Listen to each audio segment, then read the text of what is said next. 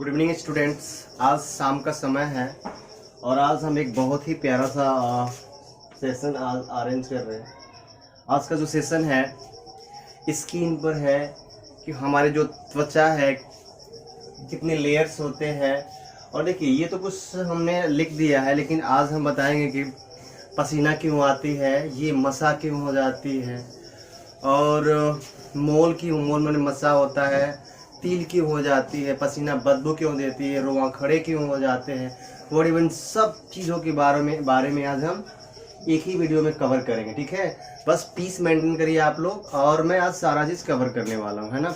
थोड़ा सा लंबा हो सकता है ऐसे सर, ठीक है, लेकिन सारे चीज़ आज सारे कॉन्सेप्ट क्लियर हो जाएगा, राइट। तो हम बात करते हैं स्किन माने त्वचा, जो हमारी सबसे बड़ी ग्रंथियाँ हैं, ठीक है, त्वचा। ओके, तो हम बात करते हैं एपिडर्मिस की 5 लेयर्स होते हैं। कितने लेयर्स होते हैं? 5 लेयर्स। ये सबसे मोटी होती है। क्या होती है? मोटी लेयर होती है, ठीक है। एपिडर्मिस में क्या पाए जाते हैं? एपिडर्मिस में 5 लेयर थे, और सबसे जो निचली लेयर होती है उसमें, इस लेयर में मेलेनोसाइट पाई जाती है। मेलेनोसाइट का मतलब होता है ये, इसी से ही इंसान काला और गोरा होता है। जिसमें ज़्यादा मेलेनोसाइट पाई जाती है वो ज़्यादा काले होते हैं, जैसे जिम्बाब्वे, और इसमें कम पाई जाती है। और गोरे होते हैं लाइक इंग्लैंड के लोग गोरे होते हैं, उनमें कम मेलेनोसाइट पाते हैं। और यही मेलेनोसाइट ज़्यादा इकट्ठा हो जाती है, एक पास ज़्यादा रिलीज कर देती है, तो ये हो जाते हैं तिल। जो कभी कहते हैं कि इसके गाल पे तिल है और बॉडी पर बहुत सारे, तो ये तिल होने के कारण ये मेलेनोसाइट है। मार्केल सेल में हमें एक टच रिसेप्टर होता है। क्या होता है?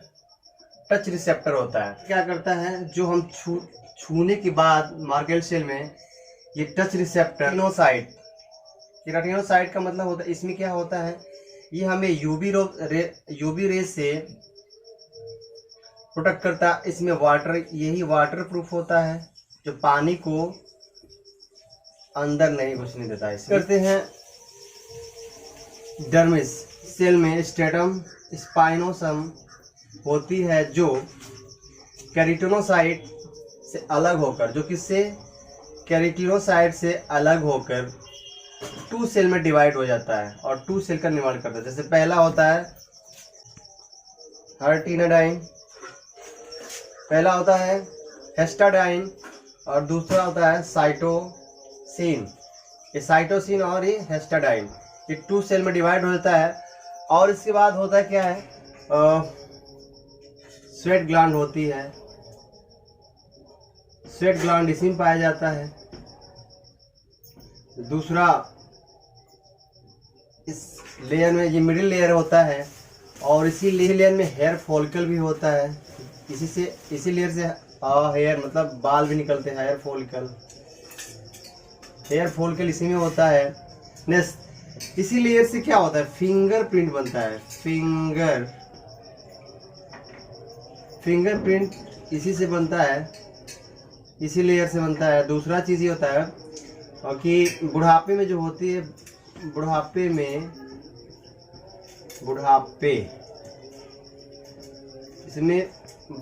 में क्या होता है, झुर्रियाँ जो होती है, झुर्रियाँ इसी लेयर से होता है।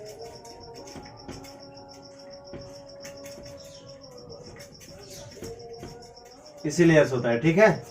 और ये देखिए जो हाइपोडर्मिस है, ये कनेक्टिव टिश्यू से कहते हैं, जो बोन और मस्कल से त्वचा को कनेक्ट करने का कार्य करता है, राइट। ये तो हुआ आपका 3 लेयर्स। अब बताएं कि पसीना क्यों निकलता है, और हेयर फॉलिकल्स, यानी कि हेयर फॉलिकल से किस तरह से बाल उगते हैं।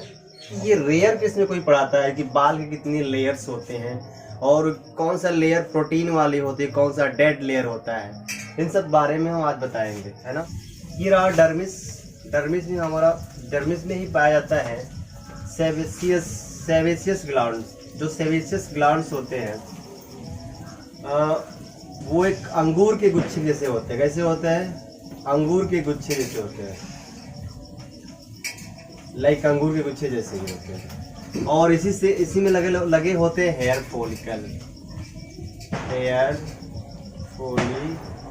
और केराटिनोसाइट जो एक प्रोटीन होता है जो बाल को पोषण देता है, क्या करता है, बाल को एक पोषण देने का कार्य करता है केराटिनोसाइट। जो मेलानोसाइट होता है या एट्रोजेन होता है, ये बाल को ग्रो में हेल्प करता है, किसमें, ग्रो करने में हेल्प करता है। मतलब ये हेयर है, इसके 3 पार्ट्स होते हैं। पहला होता है क्यूटिकल्स, और दूसरा होता है मेड्यूला, और तीसरा होता है कॉर्टेक्स। ये क्यूटिकल्स जो होता है ना, ये क्यूटिकल जो होता है ये डेड सेल होता है, डेड होता है। और जो मेड्यूला है क्या करता है, बालों का कलर देता है, और ये प्रोटीन प्रोवाइड करता है, प्रोटीन प्रोवाइड करता है। इस तरह से ये कलर का काम होता है। नेक्स्ट थिंग कि आपको एक इंटरेस्टिंग चीज़ बता दे रहे हैं कि हमारी स्किन का सेशन चल रहा है, तो स्किन 10 लाख डेली हमारे स्किन झड़ते हैं। हम भी पोआ छोड़ते हैं जैसे सांप छोड़ते हैं। आपको ये बात जान के बहुत हैरानी होगी, और ये खाने पीने में डिपेंड करता है। अगर खाएंगे तो 10 लाख झड़ता है, तो 15 लाख 12 लाख हो जाएंगे। दिक्कत क्या है, पसीने से, पसीने का ग्रंथि बोलते हैं। ये 2 तरह के होते हैं। पहला होता है एपोक्राइन और दूसरा होता है एक्राइन। क्या होता है, इसमें बाल ज़्यादा पाए जाते हैं। लाइक जैसे ये काक होक में होते हैं, फिर ये काक होक जो होते हैं ना, काक हुआ, लाइक ये अस्तन हुआ, यहाँ पे ज़्यादा निकलते हैं, ये छाती पे। इससे जवानी का ये कम निकलता है पसीना। बचपन में बहुत कम निकलता है और जवानी पे ज़्यादा निकलता है। बचपन में बिल्कुल एक्टिव नहीं होता, जवान जैसे से होते हैं ये एक्टिव हो जाती है। जानवर होता है तो वो कैसे पहचान लेते कि हमें इनसे सेक्स करना है।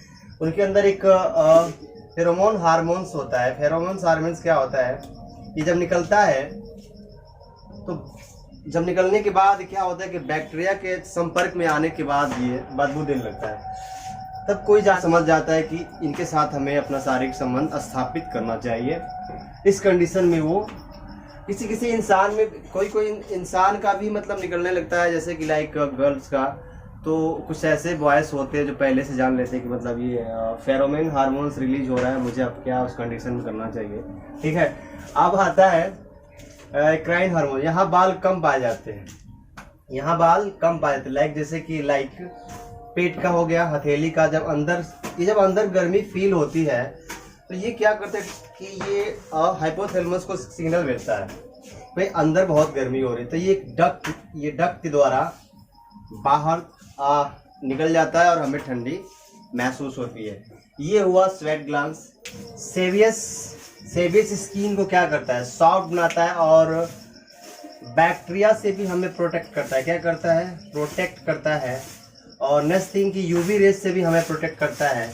मज़े की बात यह है कि जब हमारे ये हमें कील मुहासे क्यों हो जाते हैं, क्योंकि जब बाल उखड़ जाते हैं या बाल के थ्रू बैक्टीरिया इंटर कर जाती है हमारे स्किन के अंदर, और वहाँ इन्फेक्शन कर हेयर के थ्रू हमारे जितने भी डेड सेल होते हैं अंदर, जितने भी पसीने के थ्रू क्या होते हैं, बाहर निकल जाते हैं। जितने भी टॉक्सिक एलिमेंट होते हैं वो बाहर निकल, बैक्टीरिया पहुँच कर वहाँ इन्फेक्शन पैदा करती है। तब वहाँ WBC का जो न्यूट्रोफिल्स होता है वहाँ जाता है और उन बैक्टीरिया को मारने काम करता है। उस कंडीशन में वहाँ जब लड़ाई होती है तो वहाँ स्वेलिंग हो जाती है और रेडनेस आ जाती है। इसके लिए हम एक सेपरेट वीडियो इसकी हम ऑलरेडी एक सेपरेट वीडियो बना भी चुके होते हैं।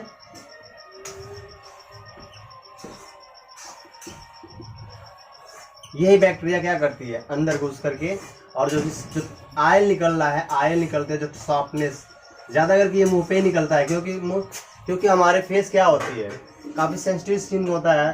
तो वहीं पे सबसे ज़्यादा बैक्टीरिया अटैक करती है और वहीं पे कील में वहाँ से दिखने को भी मिलता है। अब ये गूज बम्स क्या होते हैं, रोमोटिक खड़े क्यों हो जाते हैं। कभी कभी जब पहला फैक्टर है आपका, ठंड लगती है तो उस कंडीशन में, या बच्चों को देखते हैं कभी कभी वॉशरूम लगी है या पोटी लगी है तो भी उनके रोवे खड़े हो जाते हैं। दूसरा फ्लाइट एंड फाइट कंडीशन में। तीसरा स्ट्रॉन्ग इमोशन हो, जानवर होते हैं डर से अपने रोवे खड़े कर लेते हैं। जैसे कोई इसके सामने एक बड़ा जानवर हो गया तो अपने आप को बड़ा दिखाने के लिए वो अपने रोवे क्या करते हैं, खड़ा कर लेते ताकि वो बड़े दिखे, और डराने के लिए कभी कभी ये कंडीशन, ये क्रिया एक्टिविटी करते हैं कि जब हम एरेक्टर्स होते हैं पिलाए जो मस्कल्स को क्या करते हैं, कॉन्ट्रैक्ट कर देता है। जब हमें डर लगता है उस कंडीशन में क्या करते हैं कि ये मैसेज भेजता है कहाँ, अभी आप देखे होंगे कि जब अचानक एनर्जी कहाँ से मिलता है, कभी कभी ग्लूकोज कहाँ से रिलीज होती है ज़्यादा करके। सांप, आप बैठे हो गए, आपके अचानक सडन आपको बहुत बड़ा शेर आ गया, तो आप बिल्कुल नर्वस होकर बैठे हो, फिर अचानक आपको कहाँ से इतनी एनर्जी आ जाती है, सांप आ गया सामने, क्यों उठ के भागने लगते हैं बहुत तेजी से, कहाँ से आती है? जो हमारे किडनी के पास एक कैप टाइप का एक एड्रिनल ग्लैंड होता है, ये जा करके क्या कर मसल को कॉन्ट्रैक्ट करके एड्रिनल ग्लैंड को ये कॉन्ट्रैक्ट करके सिंपैथिक नर्वस द्वारा मसल से अगर कॉन्ट्रैक्ट करता है और हमारे रोवे खड़े हो जाते हैं। लाइक पसीना कई कंडीशन में आते हैं, कभी डर लगता है तो आते हैं, या कभी चोरी करते हुए कोई पकड़ा जाए तो भी आते हैं, या कभी कभी ऐसा होता है कि ज़्यादा मिर्च खा लिए उस कंडीशन में आता है। यानी कि कई कंडीशन होते हैं पसीने। 1% मिनरल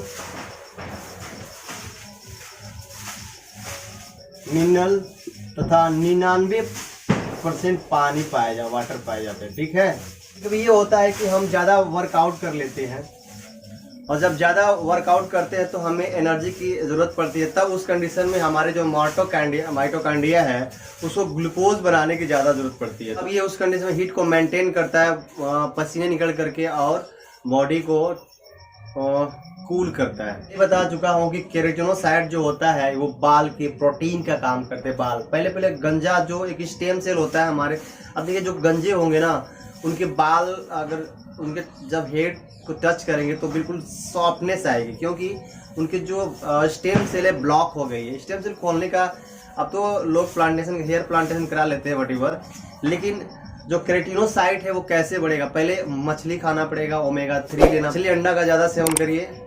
ठीक है, ये कुछ रेमेडी है, और ज़्यादा करके आप हेल्दी रहने के लिए